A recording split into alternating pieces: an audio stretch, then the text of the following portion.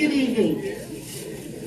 Good evening. And welcome to the 2017 Mayoral Forum, sponsored by the members of the Lake Charles Alumnae chapter of Delta Sigma Theta Sorority Incorporated.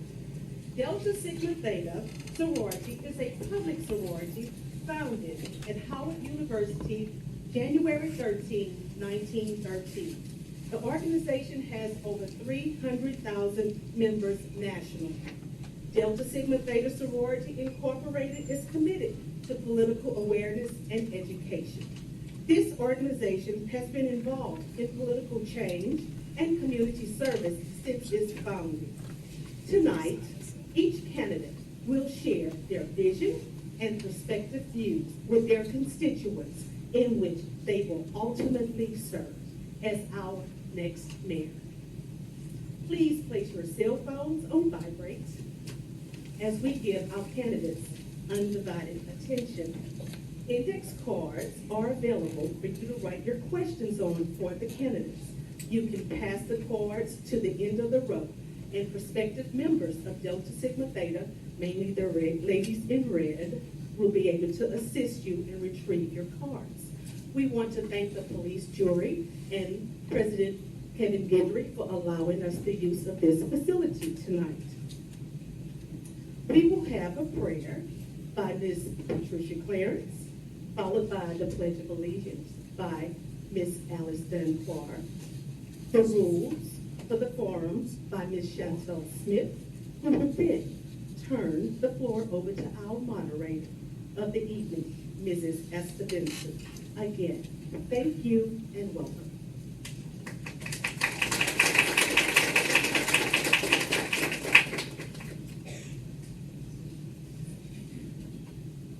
Can we all stand, please, if you're not already standing? And I'm going to ask you to hold the hand of the person that's next to you, because I believe the word that says where two or three are gathered in his name and we touch and agree, it's going to be hard. Heavenly Father, we thank you for this opportunity, Lord, to get some knowledge, because your word says my people perish because of lack of knowledge. So we are here tonight to hear from these candidates, Lord. We pray for an atmosphere of peace and understanding and wisdom, and we thank you for your guidance through this whole process, Lord. We pray that you would lay on our hearts, open our minds, and lay on our hearts to be acceptable to what these candidates have to say, Father. Let them know that they are being obedient and not disobedient. They are being obedient to the call that you have placed on their lives, because that's what, anytime you're dealing with the public, is a call. And we just ask, Lord, that you would continue to bless our city.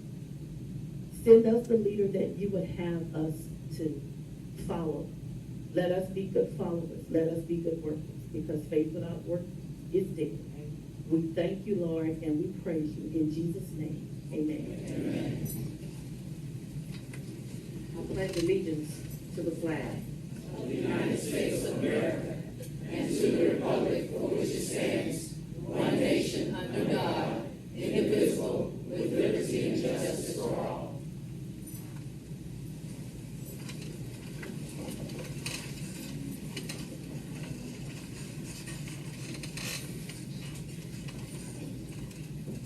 Good evening. The format for this evening will be as follows. Each candidate will be able to give a 2-minute opening statement, and then will be asked the questions by our moderator, and will have 1 minute to answer each question. Then at the end of the evening, they will each be given an opportunity to give a 2-minute closing statement. Again, as was mentioned in the beginning, if there are questions that the audience would like to ask, the ladies in red in the back have index cards and ink pens in which you may submit your questions, and if time does permit, we will pass them to the moderator to be asked. Thank you, and enjoy the evening. All right. Good evening to all of you. I am Esther Benson. I am the moderator for this evening's forum. I'd like to start with each one of you telling something about yourself vision for the city of Lake Charles. We will start with you, Mr. Banks. Thank you very much. Hello, how y'all doing today? Good evening. As you know, I am Joe Banks, running for mayor here of Lake Charles, Louisiana, and my campaign slogan has been uniting our city together for change. As your next mayor, one of the things that I look forward to doing is bringing this city together, unifying this city together, everyone across the board. One of the things that I look forward to doing is bringing forth the city council as well as the police jury together, because they have been gridlocked seemingly for many, many years. One of the things that I would like to see happen to that is that they come together so we can make better decisions for our city. They are in a marriage situation. They're joined at the hip. And when people have a problem with their marriage, who do they go to? A pastor. That's what I am. So I will be the mediator. As mayor, I will be the mediator to make sure that we bring these sides together strongly. Also, I have over 16 years of experience in public service. However, this is my first time running for public office, but I'm extremely excited about this opportunity to run for this office. I have a lot of experience. I've been a public school teacher for many years, right here in Calcasieu Parish, as a pastor for over 16 years. I've been working within the community, serving this community, all capacities of people for over 16 years, and it's been an incredible journey. I'm also a businessman. I have 5 businesses that I currently operate, and we're doing incredible with that. So my vision is to make sure that Lake Charles reaches its full potential and maximize its total opportunity that is coming to this city with integrity and character and with strong dignity. Thank you very much.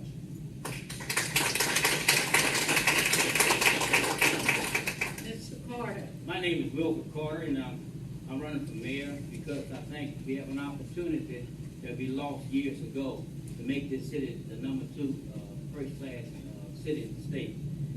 Back in the 80s, I was on the city council, and we had a chance to get the R Center. We lost the R Center. At that time, we had 72,000 people in Lake Charles and 68,000 people in Lafayette. Today, because of the R Center, because we failed to get the R Center, Lafayette has 120-some-odd thousand people. We have only 76,000 in Lake Charles. So that's the key, economic development. I had proud to read the study that the Port of Lake Charles done. We have something going for us that most cities don't have. We have the channel, the ship channel.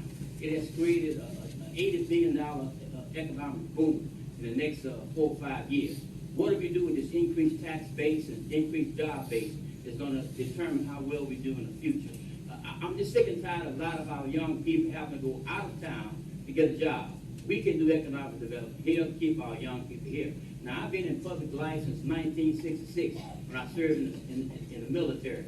I served in the Armed Security Agency, and I worked with a lot of people from that time on. I served as president of the council in '83.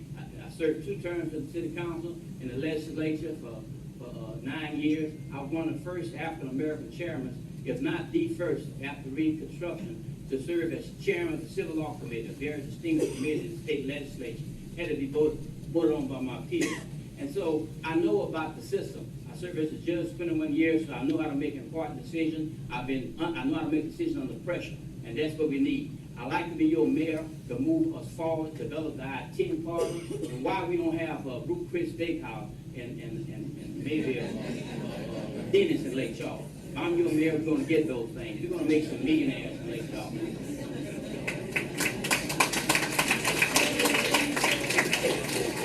Mr. Guillory. Good evening, everyone. My name is Elijah Guillory Jr. I want to thank the Theta Authority Incorporated for hosting this event and allowing us the opportunity to introduce ourselves. To introduce myself, most of you all know me.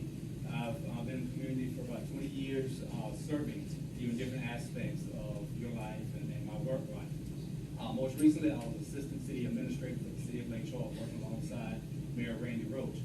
Before that, I worked in the federal government. I worked as an executive aide for U.S. Congressman Chris John when he was here in the 7th District. I also worked in nonprofit as a executive director of the Community Health Center, working with youth, seniors, and families. I worked in healthcare as executive director of Calcasieu Community Clinic, and also director of development outreach for SWLA Center for Health Services, providing health care for the working uninsured and the uninsured population of our area. when we look at that, I've had an opportunity to meet you all, talk to you all, and see you in different aspects. And I talk about Southwest Louisiana. And oftentimes people ask me, well, what is Southwest Louisiana? Why do you call this area Southwest? I want to tell you, Southwest is the people. Southwest is the culture. Southwest is the character. And Southwest is also great potential. I believe we have a great potential in this area to do wonderful things. I believe it all boils down to service and leadership. I've been among service my entire life. I believe I'm a great leader as well. And so when I look at that, I believe our area envisioned a mayor that really works for the city in integrity and excellence. I believe a city working with the citizens in excellence. And I believe our citizens working with each other in excellence and pride. Thanks for the opportunity to introduce myself to you this evening. Mr. Hunter? Thank you. First, I'd like to say thank you to Delta Sigma Theta for hosting this evening, and specifically the work that y'all do with scholarships for our youth. That's something that's very near and dear to my heart. So I want to thank y'all for hosting this tonight, and thank everyone for being here. This is a great turnout. Judge Carter got me a little nervous when he talked about a Ruth's Chris Steakhouse coming in, but our rising tide does lift all ships, so I'm okay with that. I want to tell you all that I started working very young. 12, 13 years old, I started working at my family restaurant. And at that time, it was fun. It was enjoyable to go down and bust tables and wash dishes. And eventually, I got to a point when I was about 17 or 18 that I realized that the business was struggling.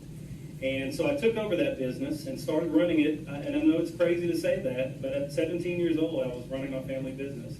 And I tell you, learning through trial and error, there's no other education like that. So at 20 years old, I had the opportunity to open up the restaurant where we are today on College Street. And it's funny, you go through different phases in your life where some things matter more than others. When I was 20 years old, I was concerned about my business and making it a success. And as I progressed, I went to school at McNeese, and I first got interested in politics studying history at McNeese. And I got a history degree from McNeese. And there came a point in my life where all of a sudden, making money, my business being successful, that meant less to me, and that was less fulfilling than community service and working with the public and charity work. I got extremely involved with Veterans Affairs, helping out charities involving underprivileged youth, and that ran its course into politics. We've had an excellent mayor in Randy Roach, and I'm honored that he sees fit to pass the torch. I use the imagery of a torch because when you pass a torch, we don't lose the light of he or she who passed it. And that torch is being passed. I think we have an amazing opportunity coming up, my friends, and I thank you for being here. Thank you. Yeah, I'm Dana Carl Jackson. I've lived here all my life. I'm married to Melody Carter. She's in the back. We've been married for 42 years. I have 2 kids. Both of them are professionals. I have 6 grandchildren. And I've had businesses all the way across North Lake Charles to South Lake Charles. I have sold out most of the businesses to run for mayor. And I go to Trinity Baptist Church. And I'm really running for mayor for one thing. We have a great city. We already do. We just got to make it better. I mean, that's all it's about today. I really believe everybody knows this city's good. And I hear a lot of things on the street that they're not happy with. This city is great, and we're just going to make it better. I'm not going to say anything different since I'm on the city council, and we make most of the decisions on how the city really works. So I'm going to say it's a good city. But I just appreciate all y'all inviting us here. Take the time. Delta Sigma. Thank y'all for inviting us and putting this on. Appreciate it. Before we move forward, we're going to ask you to please silence your cell phones because that would be a distraction for the panel that's here. So please silence your cell phones. All right, Mr. Landry. Thanks to Delta Sigma Theta sorority for hosting this event. Again, my name is Chris Landry. I was born and raised here in Lake Charles. Went to LaGrange High School and went on to McNeese State University. I graduated from there with a degree in business management. Shortly thereafter, I married my wife. We've been married for 29 years. We have 3 children. We all attend St. Margaret's Catholic Church there on Enterprise Boulevard. And I've been in the auto parts business for 26 years. Me and my brother in a partnership, we own the Napa store out on Broad Street. We've been doing that for a long time. And then, of course, I got involved in politics back in 1999. I'm currently serving my 17th year on the police jury. And I say serving, that's what all of this is all about. This should not be about any of us as an individual. This is about being a public servant. And I definitely know what a public servant is. I've done a good job on the police jury. I've been responsive to my constituents. And I understand I'm working for them. It's not the other way around. It doesn't work that way. I know in her question she asked what we saw from the city in the future. And I believe it is a good city, and I love the city. And I wouldn't live anywhere else. In fact, that's one of the reasons that I stayed here when I got out of college. I had no desire to go anywhere else. But we can make it better. And by working together and working on a lot of the issues that we face, whether it be drainage, sewage, or what have you, or annexation, we have to realize that everything we do affects our quality of life. And that's what it's all about, is quality of life. Thank you. Mr. Monbelly. Hello, everyone. My name is Gary Monbelly. I know most of you have never heard of me, but nice to meet all of you. Yeah, but the reason I'm running is the cost of living. 10.75 tax. It's time to start doing something about it. And I've waited a year to decide if I'm going to run, and I waited for my opponents to see what they're going to be running for, and I found that no one really pinpointed the cost of living. One of my hobbies is research and development, and I saw that when compared to Baton Rouge, Dallas, Houston, and Lake Charles is the second highest, up right behind Houston. Houston is just a little bit higher than us, but our housing cost compared to Baton Rouge is 20% more than theirs. Our overall cost of living is 5% more than them, and it's time to start doing something about it. My platform is I can do something about it with these 4 major keys: is proper economic development, proper tax distribution, something new that I plan on introducing called conditional taxing, and education will be one of my biggest things. And it's not going to affect high schools, middle schools, or elementary. It's mostly aimed towards colleges because I feel that I can do a small part, but I feel college, it will make a much bigger difference. And that's all I have to say. Thank you.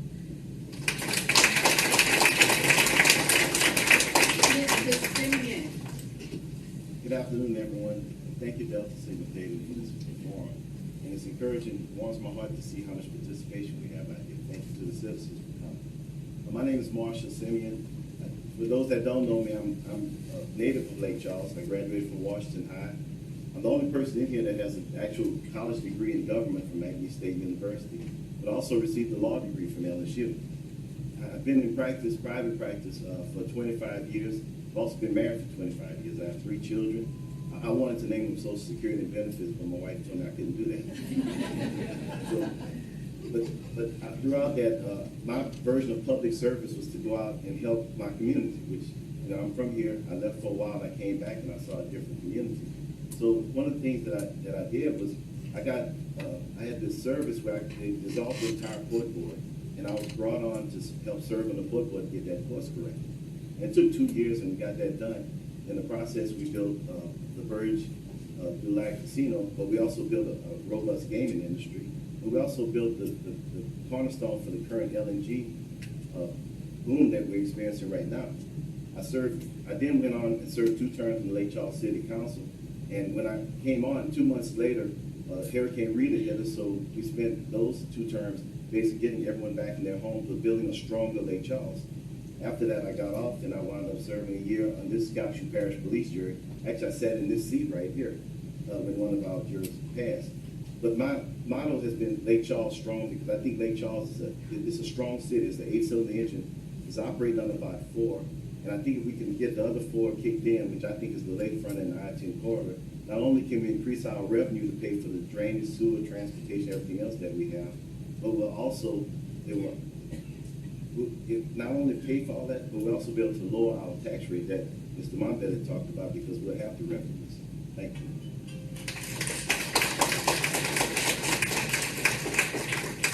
If you can't silence the cell phones, let's turn them off.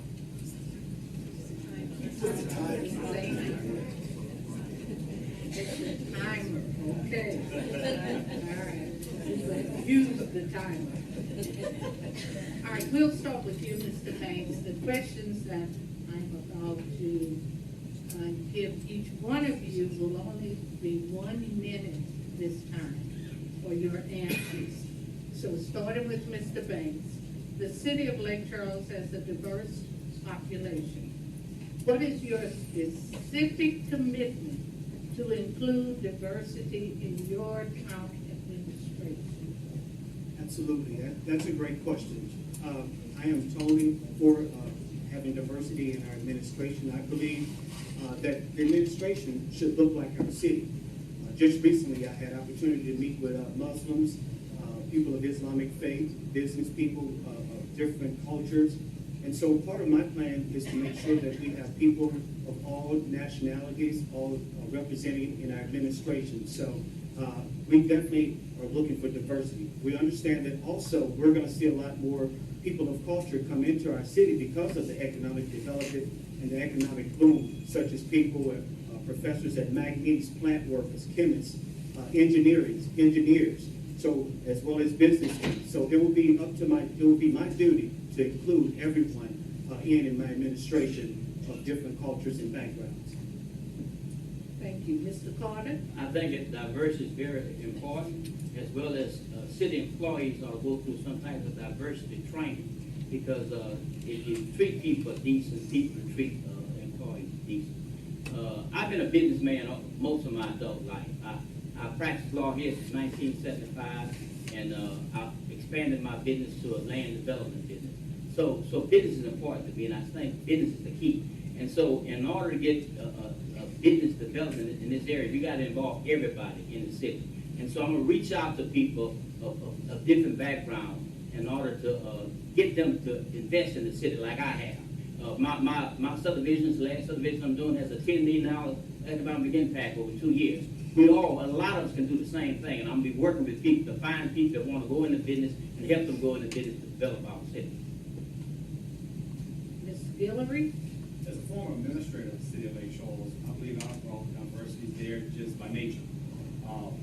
And I would love to see our city administration to mirror our city. Of course, we're pretty much 50-50. And I would love to see, and I would work on providing diversity training, providing diversity applications for our entire community to make sure we have the best employees throughout our entire city, from the top all the way down to the person that's cleaning the beach in the morning. So I want to make sure everyone has an opportunity, equal opportunity to serve their community, and I will make all efforts to do so. Mr. Hunter? Thank you. Well, I tell you, it only takes 51% to win a mayor's race, but we need a mayor that's going to be for 100% of Lake Charles. And I make that commitment to you this evening, that I do want to be a mayor for 100% of Lake Charles. Growing up in the restaurant business, my grandmother threw me in the restaurant business, as I said a moment ago, bussing tables and washing dishes. And I grew up with people of all different socioeconomic spectrums, different backgrounds, and I grew up considering all those people friends and family. And so I'm going to continue that as mayor of Lake Charles. The administration should mirror our ethnic background here in Lake Charles. Diversity is a wonderful thing. We can accomplish great things through diversity. We must celebrate it. We must not be afraid of it. And I make that promise to you that I will be a mayor for all of Lake Charles, and in my administration, we will have a diversified staff. Thank you. Mr. Jackson? Just about everything's been said, we just gotta add to it. We're gonna have a diversified staff, I mean, we always have. I've never looked at people, how they are, or what they are, or anything like that to hire them in my business. I've always always hire the best and the ones that do the right thing. And I see people out here right now I've talked to about trying coming to work. You know, I mean, it doesn't matter what we are or how we think we are. I've even heard people talking about, we got North and South Lake Charles. And somebody said, well, let's just start calling it East and West. Be a lot better, and then we wouldn't have that designation. But it's gonna be very diversified. I know everybody in this city wants it to be as much as we can do. You know, it's about 50-50 now. It's probably over that hired by the city. I'm not sure exactly the number. Mr. Landry? Yes, ma'am. You know, I've practiced that throughout my professional career. I don't look at the color of someone's skin to decide whether I'm going to hire them or not. You know, you want to hire qualified people, and the people of this city expect us to do that, and that's what you deserve. Now, with that said, you also have to be mindful that the employees of the city should reflect that balance that the population of the city has. And I think that they've done a decent job there now. I don't know of any problems. I think Mayor Roach has been mindful of that during his administration, and I mean, that would certainly continue under my administration. Thank you. Mr. Simeon? Mr. Mondale? Okay. The way I see diversity is if you don't give out handouts, then you're helping everybody. One thing I learned in Lake Charles is that if you want to get into the government, you have to know somebody. So that's one thing I would change is the qualifications. There isn't a real standard. It's whatever the current manager or whoever, whatever they decide goes. So what I would do is take that type of power away from them, and I won't be handing out any jobs to people that don't deserve it. So you know, I won't go based off of race. I'll go based off your qualifications. Mr. Simeon? I think that if the government is a true voice and reflection of the people, that it has to reflect all of the diverse interests. And our city has a good flavor to it, and I think all levels of our government should reflect that. And it's not just a matter of black and white, but we need to have younger people involved. We need to have empty nesters and retirees. We need to have folks that come from different backgrounds, and I think all that is going to bring a richness to the administration that's going to help service the needs of our people, but also help us grow into the city that we all want and deserve. Okay. Our next question is, in your opinion, what are the most important challenges facing our city? And how do you propose to address these challenges? Mr. Carter, we start with you. Well, probably the most important thing is being fair to everybody. All areas of the city is not getting the same resources, benefits of this city. And I plan to go out to those areas that not being taken care of properly and make an issue out of it and try to solve some of their problems, okay? And I just don't agree that our city, it has the diversity it ought to have. You look at the police force, the fire department, there's room for improvement, okay? And I'm gonna seek to make that improvement. So fairness is very important. You want to get the most qualified person, but if you get the most qualified person, you ought to also keep in mind that this city is half black, at least. And you ought to include as many minorities as you can in the city system, and that's what I plan to do. Fair to all, not unfair to anybody. Mr. Hillary? I feel one of the opportunities is access to government. I would like to streamline government with technology, digitizing our services. Sometimes we build our own barriers to access to our government. I want to look at that. I think public transit is an issue I would like to look at. Right now, public transit stops at 6 p.m. It's closed on the weekends. I'd like to expand that. That also expands our productivity of our local businesses as well. And then I would like to look at our local small businesses, certify and train them so they can be a part of this economic development, this main infrastructure that we're having here in Southwest Louisiana. Mr. Hunt? Thank you, man. Thank you. The biggest challenges facing Lake Charles, I want to say drainage, first of all.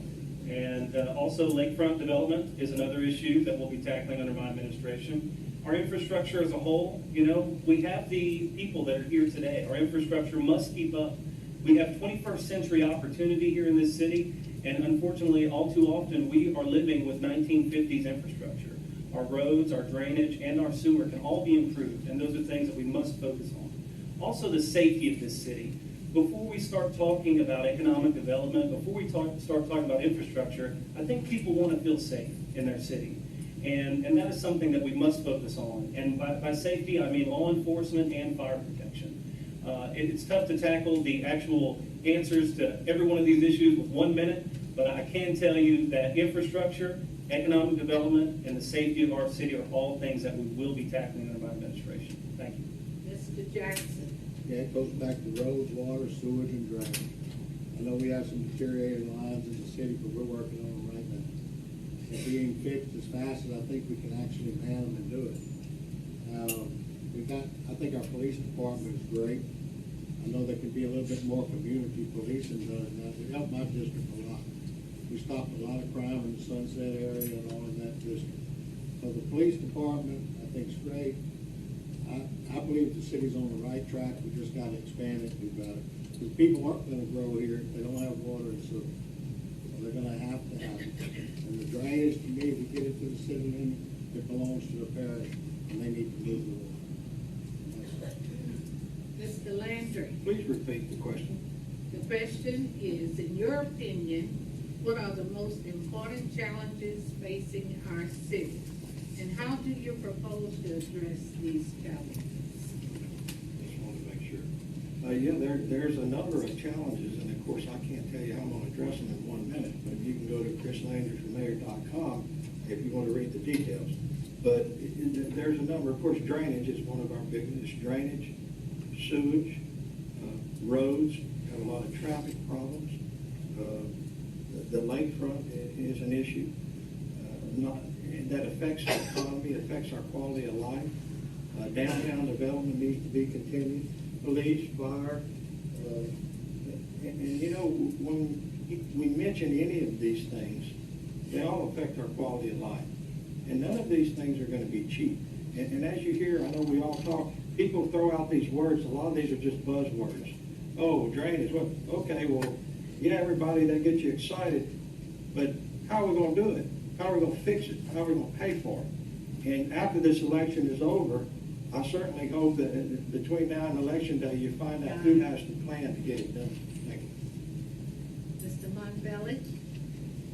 Okay, one of my biggest issues that I see with Lake Charles is proper economic development. And I don't necessarily see that as bringing in businesses or anything like that. What I see it as is making it business friendly by tax-friendly zones for the north side, to I don't want to say rebuilding sewage for the south, because I see a lot of land that's sloping to deter floods, but because that's going to cost a lot of money, and we don't have that type of money. So what I would do is create tax-friendly zones for the north side, and I want everyone to know that the north side would be one of my biggest things. I wouldn't focus on the lakefront. I feel like the lakefront is strong enough on its own, and that's all. Just tax-friendly zones. Mrs. Simeon.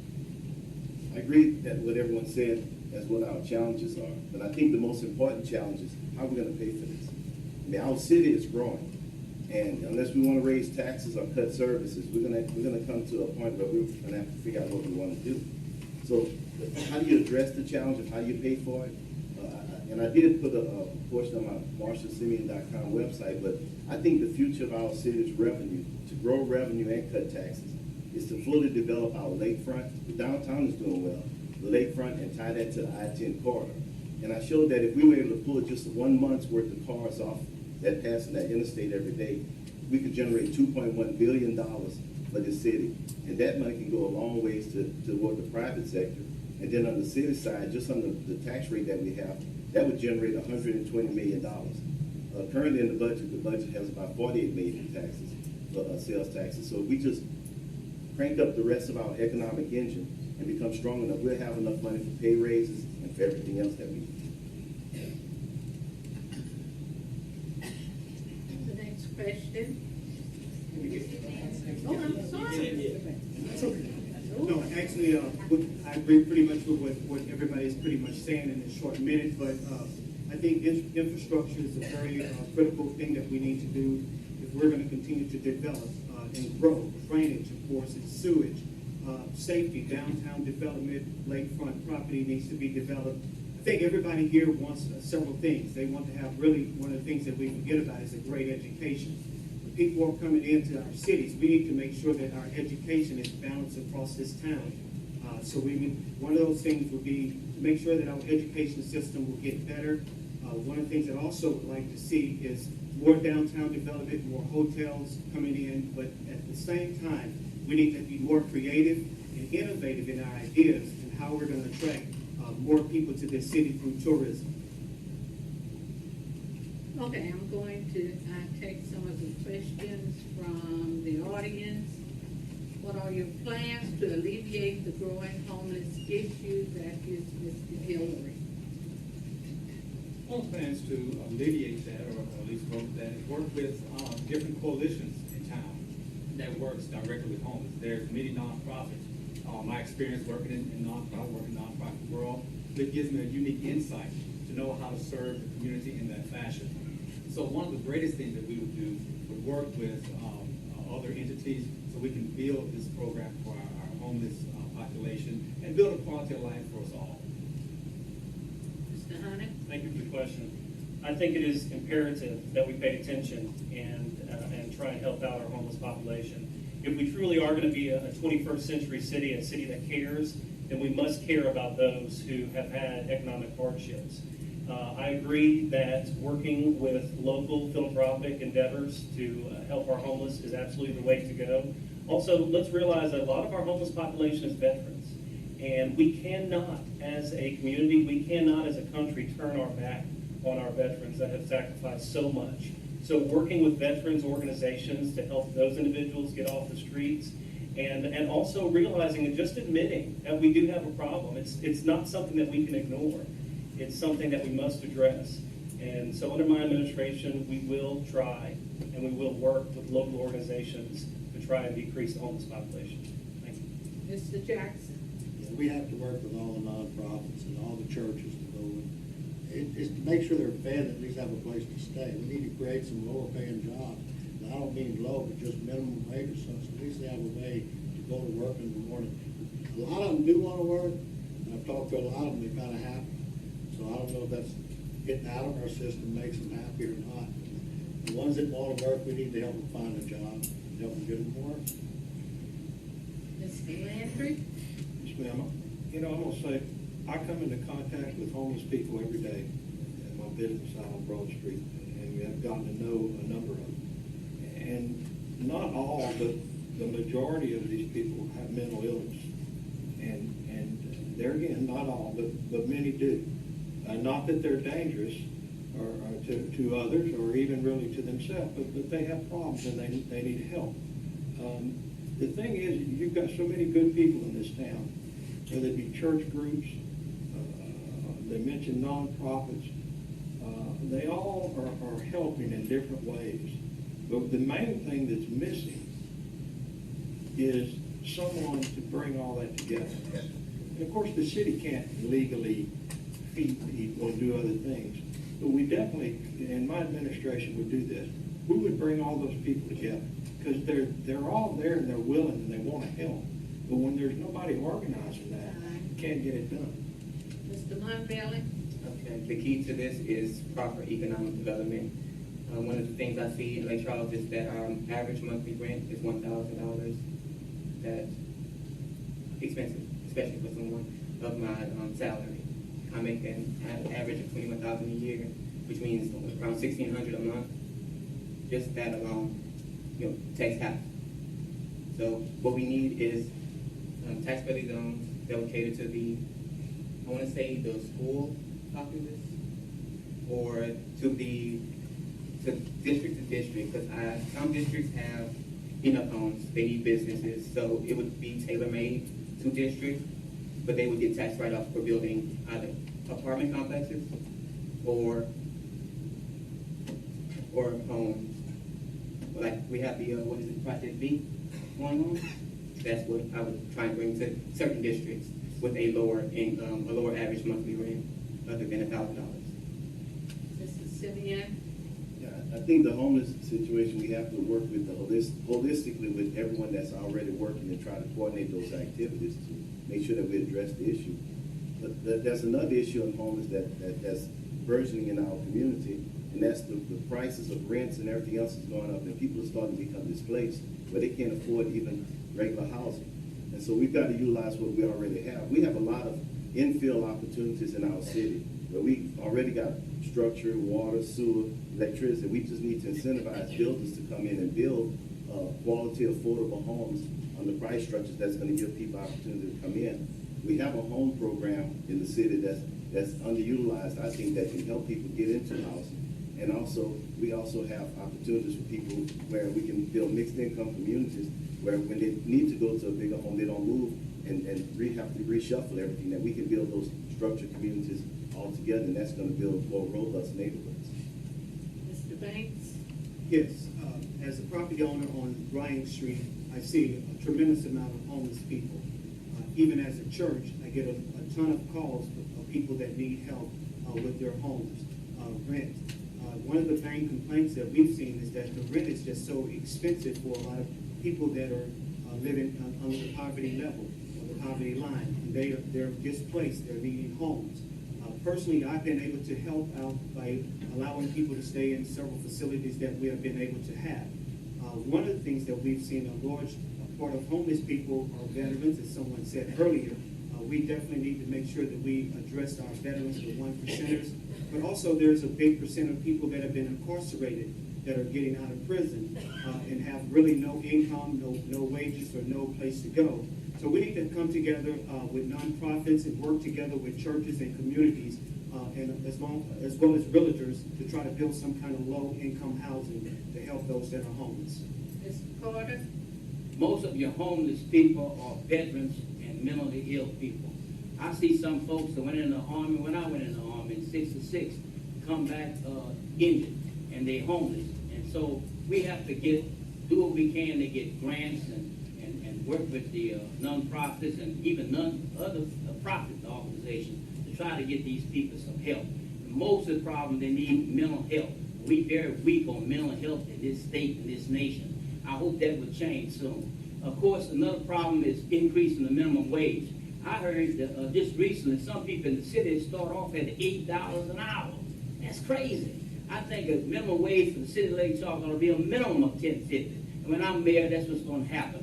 People have more money, they have more money to spend. But the homeless people, they have mental problems, and we need to help them with their mental issues, and especially our veterans. Being a veteran myself, it hurts me to see some of my veteran brothers be out on the street like that. So I'm going to do what I can to help.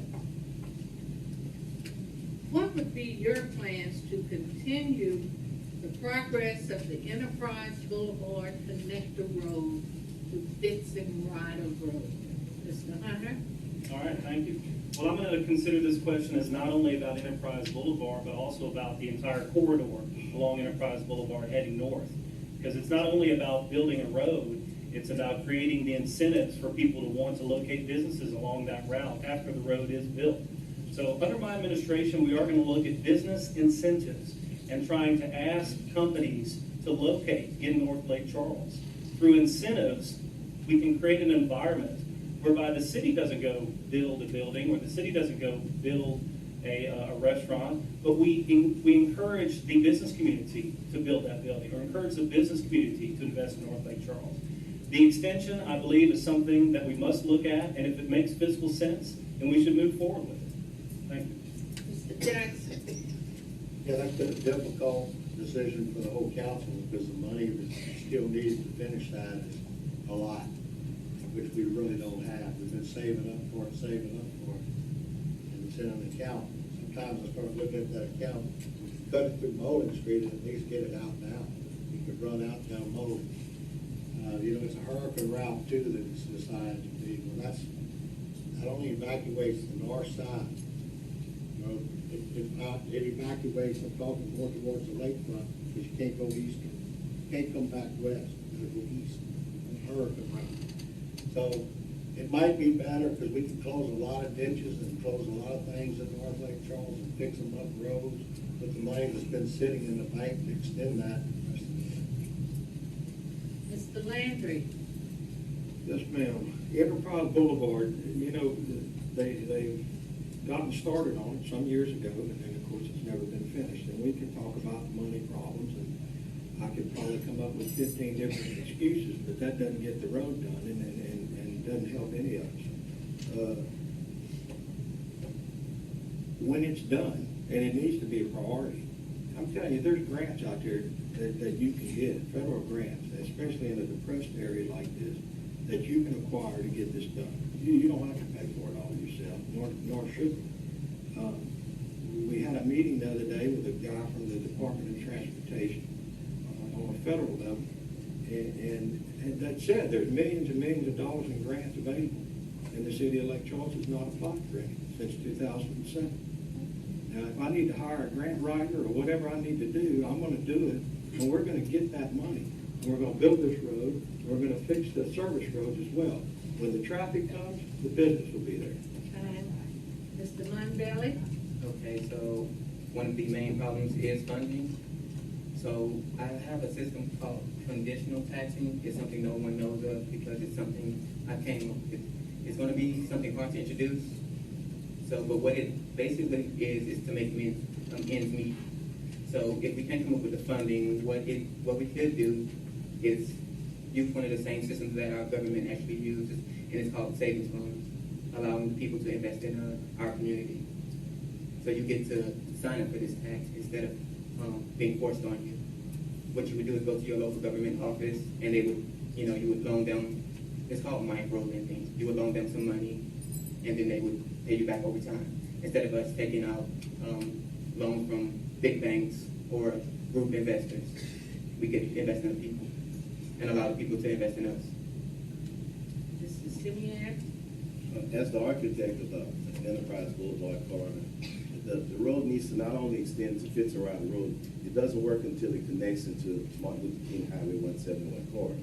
Once that happens, the traffic count is going to be immediate. And the thing is, that whole street opens up some of the most pristine waterfront properties in the city that we've already had rezoned into mixed-use development. It used to be old industrial sites, and we fixed all that. If you put a TIF district along that road, and we have two TIFs in Lake Charles. One is at the Power Center, and you've seen what happened with that. The other one's at the Prairie Lake Mall. Remember the mall was shutting down, then all of a sudden they put a TIF there, Simon came in. You put a TIF district along that water and incentivize businesses to come in, then not only will you have the revenue stream, but you can use the city's taxing authority, not even the taxing authority, you can use their full faith and credit to bond out future profits to go ahead and finish other projects in the city. And that's a direct feed into the I-10 corridor, which is also going to help the downtown and the city. Mr. Banks?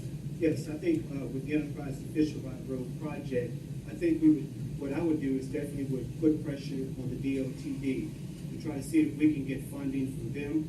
Seems like it's been a major problem within the city to get that road fixed or to get it all the way taken care of. So I would go to another level and try to find how we can get bond money, find different types of incentives to get the government or the DOTD to come in, and let's make sure that we get that road complete. I think also we need to go with civil entrepreneurship. It's no use to just having a road there.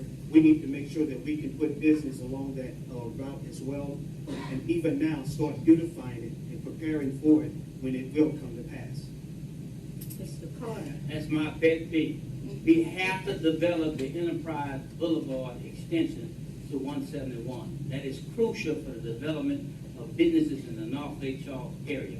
I can't see how the city can lie to the people in that area and got to support this program and only went 7 blocks. It's a road to nowhere, 7 blocks. It's a nice road, it's a pretty road, good drainage, but it's not accomplishing what they promised. If I become mayor, that will get done in my first term. We got to get it done because it ties to the I-10, and we need the I-10 corridor so when people pass through Lake Charles, they see some reason to stop. So we're going to get that done. Mr. Hillary? The original Enterprise Parkway went through a lot of wetlands. So it's very difficult to complete that a little bit. Not impossible, but it is difficult. I would love to see Alumnae Street, Bowling Street become major thoroughfares, business development on those areas. Of course, we talked a little bit about TIF, and I agree with TIF. New market tax credits, enterprise zones can actually become major businesses, major enterprises in that area. And that's what I would like to see for the Enterprise Parkway to continue and funnel into Alumnae and Bowling Street areas, bring them back to 171. There are many new housing developments being developed in the city, but not enough affordable housing. How would you address affordable housing, Mr. Jackson? You know, that's got a double-edged sword, because it takes developers to build houses. And if they can't make more money, they're not gonna build them. So what's gonna end up happening is just supply and demand's gonna keep building. And then when you get too many houses, they'll start going down. That's a ways out from what I'm seeing. So we got a hard thing. But we could parcel up lands in North Lake Charles. And I'm talking about getting all these people together where they'll sell. We've had people come in and won't buy, and people won't sell. They just say, this one will sell, this one will, 2 or 3 hold out, and they won't sell. So people really can't go into North Lake Charles and develop a big tract without a whole lot of trouble and a whole lot of money, because they're not lumped together in a big enough section. So if you get somebody to do that, I think you'd be better off. Mr. Landry? Yes, ma'am. Affordable housing, it is an issue. And, you know, you would have more homeless people out there. But I can tell you what's happened. This rent has gone up. People can't afford it. And you have multiple families that are living together. That's the only reason you don't see them on the street. They're sharing the rent. That's the only way that they can get it paid. And, you know, this is a great economic boom that we're experiencing. This is the bad side of it. It's not all good. That's just like you have all the gambling places that came here. It's wonderful. Well, it's not all wonderful. You got people that have lost their houses. They're addicted to gaming. You know, there's a bad side to everything. This is definitely a bad side to our success. There's no easy, simple answer to it. It's going to be difficult to get this solved, but it can be. One thing, you don't want people renting homes. You want to lead them in with different programs to home ownership. That's the real answer. And then they're not stuck in that situation. Mr. Montbelly? One thing I want to say is I don't think North Lake Charles needs more affordable housing. What I think they mainly need is businesses. And when you bring business in, it will bring homes in. But to reduce the property value, the property cost, you can't do it quickly because it can damage the property value. In Dallas, their average monthly rent is $777. However, when you look at their crime rate or poverty, it's higher than ours also. So you've got to do it slow and you got to do it right. I would do detailed. I would look from district to district and try and reduce costs in those areas. North Lake Charles needs businesses more than they need affordable housing. South Lake Charles needs more affordable housing. So I would focus on that area for that. Mr. Simeon? Yeah, and let me clarify. I don't think affordable housing is simply a North Lake Charles phenomenon. I think we need affordable housing throughout our city. We need mixed income communities throughout our city. Our city has a lot of adjudicated property. We've already done studies that say that we just infill the properties that's already not performing. We get the city well over 100,000. So we need to develop a program where people come in, they can participate in the program to get these properties. Because if you're a developer, the highest cost is going to be in roads, sewer, drainage, water, infrastructure. Well, that's already there. Then if it's adjudicated property, the city can actually give those properties over to you for no cost. And when you develop them and sell them, then the city is on the HUD one just like everybody else. Then that's when we get paid and use that to do something else. That keeps the cost of housing down. And in order to participate in that program, not only can you build market rate housing, but as a part of the participation, you have to build a certain percentage of affordable housing. And I guarantee you in the private sector, if they're tied together, their version of affordable housing is going to look a whole lot better than what we see coming up now. Mr. Banks? Yes, with affordable housing, I think one of the key things is to prepare people for home ownership. We need to have more programs getting people where they can go and learn what it takes to be a home owner. That is one of the most important things to being a homeowner is first having knowledge. I think right now we're seeing a great boom of houses that are selling in the south side, $300,000 and $400,000 homes that are selling like hotcakes in the south area. We need to find ways where we can bring affordable housing, where we can start having homes around $50,000 to $100,000, where it makes it accessible for people that are living under the poverty level to be able to purchase these homes. Mr. Porter? I got into housing because I was told by the city of Lake Charles I couldn't build a subdivision in North Lake Charles, a nice subdivision. But I did it 3 times. I'm on my 4th one right now. The problem with housing in Lake Charles, we need affordable housing between $80,000 and $100,000. I've been working with First Federal to come up with a program and a grant to get people making $10, $12 an hour to buy their home. Get investors to take the land that the city has taken and torn down houses, some good houses. They shouldn't have torn down, should have remodeled them and sold them to people. But I want to get people credit clear, making $10, $12 an hour so they can buy their home. I don't want Lake Charles to be a rental place. I want people to own their homes. I'm going to work with programs to make that happen. Build affordable homes for people to buy in Lake Charles. Mr. Guillory? Affordable homes is a misnomer. That word is very relative, depending on what you can afford. Affordable home for someone may be $200,000. For someone else, it might be $75,000 or $80,000. The main issue is land is expensive. Concrete is expensive. What we need to do is look at those land costs. We need to look at the adjudicated properties that we have, put those back into commerce, working with organizations such as Project Build a Future, working with Habitat for Humanity, those type of initiatives that can help our individuals put themselves in a home. Again, with new market tax credits and things such as that. I think that's the way we can work with our affordable housing issue in the area. Mr. Hunter? Thank you. Well, I believe there's a short-term answer to this question and a long-term answer. The short-term answer is incentivizing developers to want to build more affordable homes. I believe the city can do a lot more to incentivize developers to build these homes, and I believe North Lake Charles is an area ripe for more residential development. We already have the infrastructure there. We have the water, we have the sewer, we have the streets. So we must take advantage of those infrastructure that's already there. And then secondly, I must say that in the long term, the long view of something like this is understanding that better jobs and better paying jobs increases people's ability to afford rent or, as we would all want, to be able to purchase a home. As your mayor, I will be fighting every day for more jobs in Lake Charles, but not only more jobs, but better paying jobs so that people can afford the rent and can afford to one day purchase a home. Thank you.